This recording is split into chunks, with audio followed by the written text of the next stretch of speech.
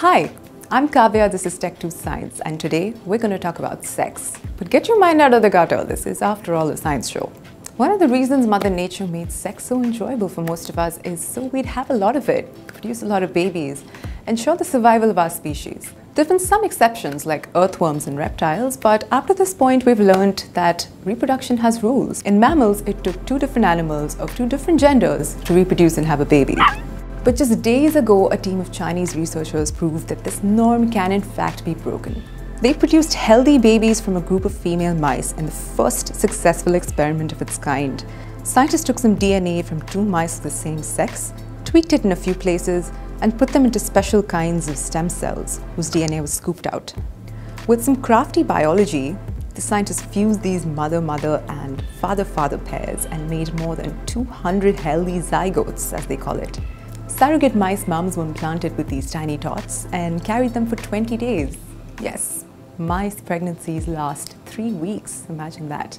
Not only did 29 of these babies grow up healthy, they also lived a normal lifespan and even had healthy babies of their own.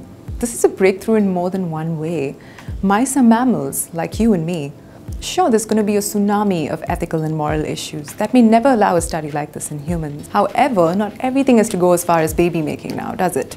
For science nerds, a study like this opens up the possibility of studying genetic diseases, breast cancer, diabetes, anxiety, that can be passed on from mother to daughter or father to son. It could also mean finding more cures to diseases like this using genetic engineering and same-sex reproduction.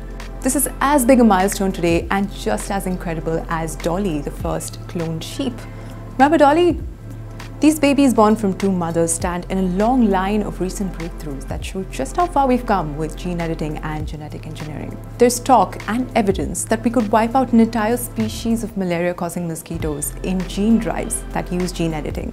A genetically modified cottonseed plant could end malnutrition in a few years. There's even a smart pill with nanocomputing that uses DNA as a switch to adjust its dosage. It's no surprise that same-sex reproduction, like many other breakthroughs, is a double-edged sword. It raises the larger ethical and moral question, should we even be doing this?